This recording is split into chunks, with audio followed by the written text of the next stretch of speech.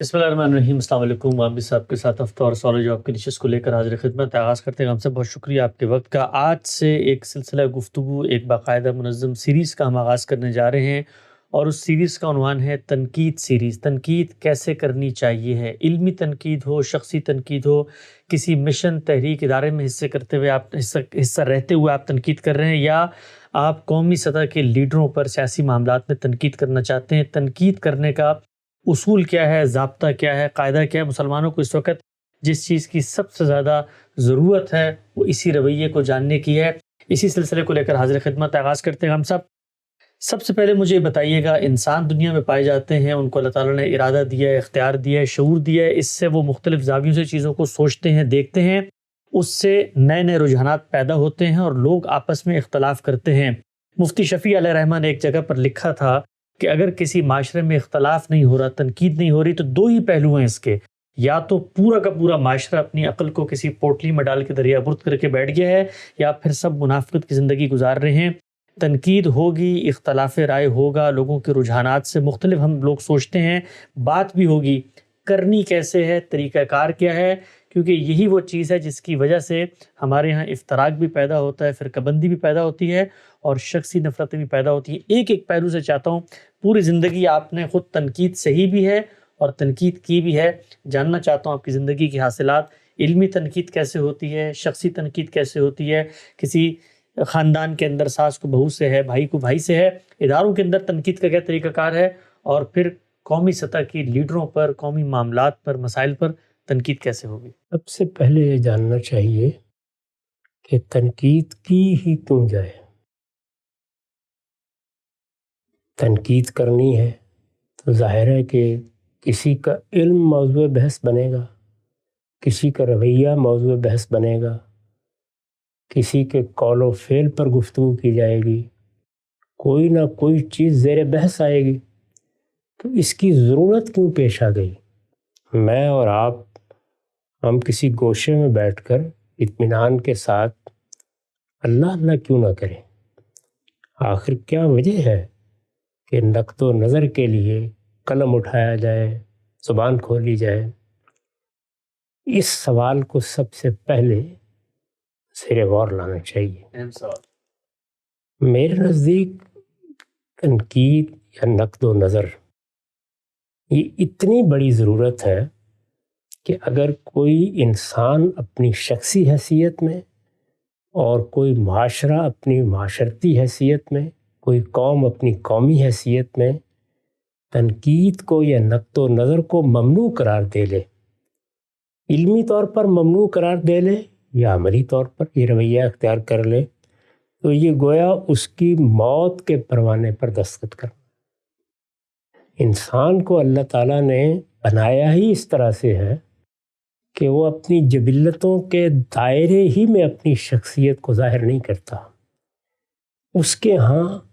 ارتقاء کے بے شمار مراحل ہیں جو علم میں گزرتے ہیں، عمل میں گزرتے ہیں، انہی کے نمونے ہم دنیا میں دیکھ رہے ہیں۔ انسان نے جو چیزیں ایجاد کی ہیں، جو سہولتیں اپنے لیے پیدا کیے ہیں، جو نئے آفاق دریافت کیے ہیں، ان میں سے کوئی چیز بھی نہیں ہو سکتی تھی اگر وہ نقد و نظر کا طریقہ اختیار نہ کرتا۔ تو انسان کی شخصی، قومی اور عالمی سطح کی ترقی کے لیے بھی نقد و نظر ناگزیر ہے۔ اور جس چیز کو ہم اصلاح کہتے ہیں یا تربیت کہتے ہیں، وہ بھی انسان کی ہوا اور پانی کی طرح ضرورت ہے۔ بچہ پیدا ہوتا ہے تو ایسا نہیں ہے کہ بس جو اللہ تعالیٰ نے اس کو بنا دیا اس کے تحت اس نے چارہ کھانا ہے، ماں کا دودھ پی لینا ہے، بھاگتے دوڑتے زندگی بسر کرنی ہے، کسی جانور کا شکار ہو جانا ہے، یا زندگی کے کوئی سال گزار لینے ہیں۔ ایسا تو نہیں ہے۔ انسان تو امنگیں، آرزویں اور معلوم نہیں کیا کیا جذبات لے کر پیدا ہوتا ہے۔ ایک پوری دنیا اس کے اندر موجود ہے، اس دنیا کو اس نے ظہور پذیر کرنا ہوتا ہے، اپنی صلاحیتوں کے لحاظ سے ظہور پذیر کرنا ہوتا ہے، اپنے عقائد اور نظریات کے لحاظ سے ظہور پذیر کرنا ہوتا ہے۔ تو یہ دنیا کی جتنی رونق آپ کو نظر آ رہی ہے، جو بو کلمونی اور رنگا رنگی انسان نے تہذیبی سطح پر یا معاشرتی سطح پر یا عالمی سطح پر پیدا کی ہے، اس میں جس طریقے سے علم کا ارتقاء ضروری تھا، اسی طرح خود انسانوں کی اپنی تطہیر بھی ضروری ہے۔ ایک تطہیر اور تزکیہ تو وہ ہے جو مذہب کے پہلو سے مطلوب ہے، وہاں بھی دیکھیے لفظ کیا اختیار کیا گیا ہے، تطہیر اور تزکیہ، یعنی کوئی جھاڑ جھنکار دور کرنے ہیں، کسی چیز کو سنوارنا ہے، کسی چیز کو بنانا ہے، تو سنوارنا، بنانا، اس کو ہموار کرنا، اس کو نشو و نما دینا، یہ مذہب میں مذہبی پہلو سے مطلوب ہے، اور انسان کی عام دنیوی زندگی میں دنیا کے لحاظ سے مطلوب ہے۔ ادھر وہ سب کچھ حاصل ہوتا ہے تو تزکیے کی منزل حاصل ہوتی ہے، جس کا صلہ یہ ہے کہ اللہ کا فردوس ملے گا، اور دوسری جانب یہی چیز کی جائے تو تہذیب پیدا ہوتی ہے، جو انسانیت کا سب سے بڑا شرف ہے۔ یعنی اگر انسان کے وجود نے تہذیب کو وجود نہیں بخشا تو اس کا مطلب یہ ہے کہ وہ بانج دنیا سے رخصت ہو رہا ہے۔ یہ صورتحال تقاضا کرتی ہے کہ نقد و نظر ہمارے ہاں کھانے اور پینے اور ہوا کی طرح ایک ضرورت کی حیثیت سے زندگی کا حصہ رہے، یعنی ہر موقع پر انسان جیسے ہی شعور کی عمر کو پہنچے تو خود احتسابی کا طریقہ اختیار کرے۔ یعنی اگر وہ یہ طریقہ اختیار نہیں کرے گا تو جیسا کچھ ناتراشیدہ ہوگا ویسا ہی رہے، کیونکہ کوئی دوسرا اگر کوئی توجہ بھی دلاتا رہے اور انسان اس توجہ کے نتیجے میں کچھ چیزوں کو متعین کر کے خود اپنے نفس کے سامنے نہ پیش کرے تو وہ توجہ خارجی میں رہتی ہے، اس تک پہنچتی نہیں۔ تو آپ کو یاد ہوگا کہ میں نے بارہا یہ کہا ہے کہ ہماری اپنی اصلاح کا سب سے زیادہ مؤثر راستہ خود احتسابی ہے۔ خود احتسابی کیا ہے؟ اپنے اوپر نقد و نظر، یعنی مجھے اپنے اوپر تنقید کرنی ہے اور ہر روز کرنی ہے۔ یہ میں نے آج کیا رویہ اختیار کیا، میں نے فلاں رائے دی کتنی محکم تھی، اس میں کیا خامی تھی۔ یہ کوئی ضروری نہیں ہے کہ آدمی کو بڑا عالم ہے یا کوئی بہت بڑا فلسفی ہے اور حکیم ہے، نہیں، ذاتی زندگی میں ہر شخص کو اس کی ضرورت پیش آتی۔ خود احتسابی، کہیں غصہ ہوگا، کہیں جذبات میں برانگیختگی ہوگی، کہیں آدمی تھوڑی سی بات پر سب و شتم پہ اتر آئے گا، کہیں لوگوں کا حق مارنے کے لیے بے تاب ہو جائے گا، کہیں اپنے جذبات پر قابو نہیں رکھ سکے گا۔ تو دسیوں چیزیں ہیں جن کا وہ تجزیہ کرتا ہے، تو معلوم ہوتا ہے کہ اسے اپنے آپ کو ہدف تنقید بنائے رکھنا چاہیے، اور یہ اپنے آپ کو ہدف تنقید بنائے رکھنا ہی ہے جس کو ہم خود احتسابی کہتے ہیں۔ تو شخصی زندگی کی ناگزیر ضرورت ہوئی۔ اسی طرح سے علم، میں نے عرض کیا کہ وہ تو ترقی نہیں کر سکتا، یعنی جہاں کہیں آپ کو رکھ دیا جائے گا بس آپ وہیں کے وہیں رہ گئے، یعنی چولہا جلا لیا ہے، کھانا پکا لیا ہے، آپ نئی دنیا کو دریافت ہی نہیں کر سکیں گے، کیونکہ نئی دنیا تو دریافت ہوتی ہے جب سوال کیے جاتے ہیں، پرانے تصورات کو نقد و نظر کا نشانہ بنایا جاتا ہے۔ تو یہ تنقید اگر نہیں ہوگی تو علم ترقی نہیں کرے گا۔ اسی طرح عمل کی تنقید بھی نہیں ہوگی، رویوں کی تنقید بھی نہیں ہوگی، اور جو ادارے انسان بناتا ہے، جس سے جو تہذیبی ادارے ہیں، تہذیبی ادارے معاشرے کی سطح پر بھی بنتے ہیں، ریاست کی سطح پر بھی بنتے ہیں، ان میں بھی یہ عمل رک جائے گا تو وہ تعفن میں مبتلا ہو جائیں گے، یعنی ان کے اندر پے در پے خامیوں کو دور کرنے کی ضرورت ہوتی ہے۔ اگر 10 دن کے لیے بھی آپ چیزوں کو اسی طرح چھوڑ دیں اور ان کی تنقید نہ کریں اور یہ نہ دیکھیں کہ ان میں کہاں کہاں خرابی ہے، تو وہ خرابیاں پھر روایت بن جاتی ہیں، اور جب خرابیاں روایت بن جائیں تو مقدس ہو جاتی ہیں، پھر ان کی اصلاح آسان نہیں رہتی۔ اس وجہ سے ریکنسٹرکشن، اسی طرح کرٹیسزم، اسی طرح سے تنقیدی تجزیہ اور تحلیل، یہی وہ چیز ہے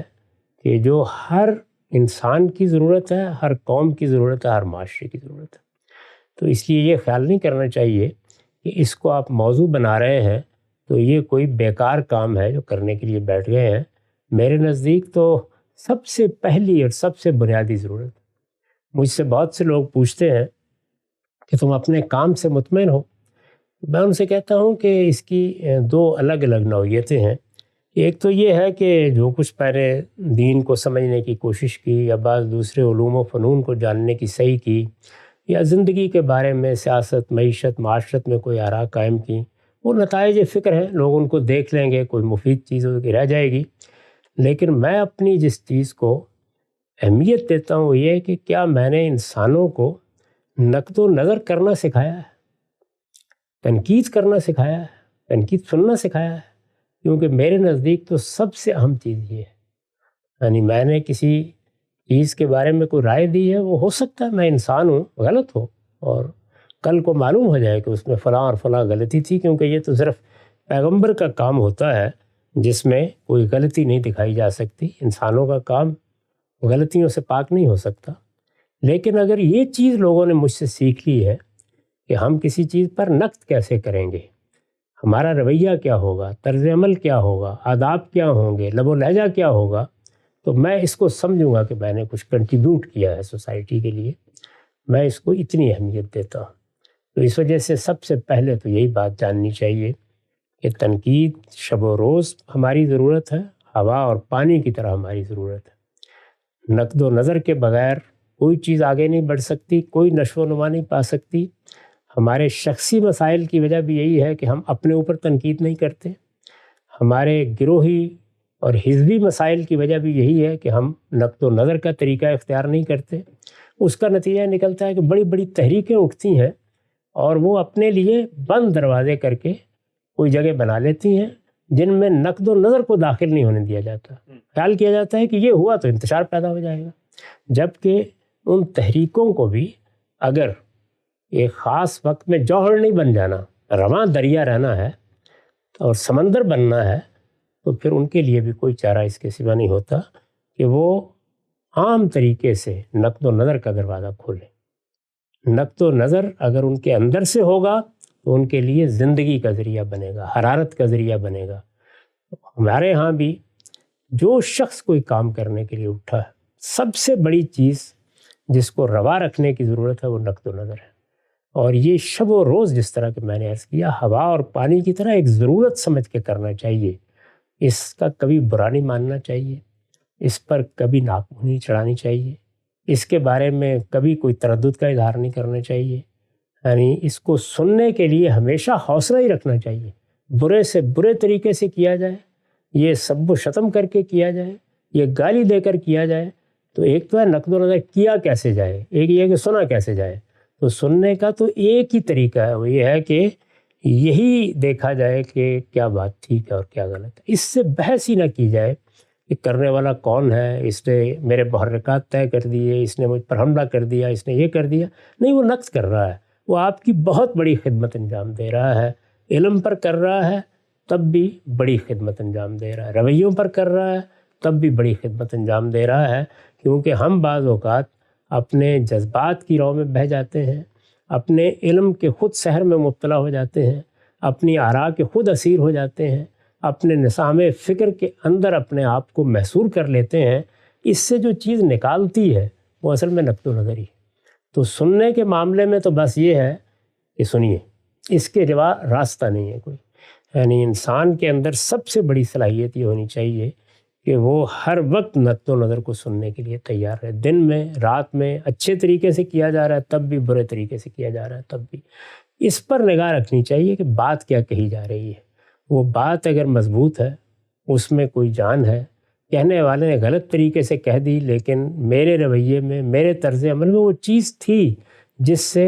رائی سے ہی یہ پربت بنایا جا سکتا تھا، تو میں اس رائی کو درست کرنے کی کوشش کروں گا۔ اس جذبے کے ساتھ تنقید کو سننا چاہیے۔ اور جب آپ مجھ سے اب بات کر رہے ہیں تو میں یہ سمجھتا ہوں کہ میں نے بھی پچھلے 50 سال پبلک زندگی میں گزارے ہیں، سب سے بڑی مجھے بھی اگر کوئی توجہ دلانے کی چیز یہ ہو سکتی ہے تو وہ یہی ہو سکتی ہے کہ میں نے نقد و نظر کے جواب میں جو رویہ اختیار کیا اس میں کہاں کہاں غلطی ہوئی، جہاں کہیں غلطی ہوئی ہے اس کی اصلاح کرتے ہوئے دنیا سے رخصت ہونا چاہیے۔ تو یہ تمہیدی باتیں میں نے اس لیے عرض کی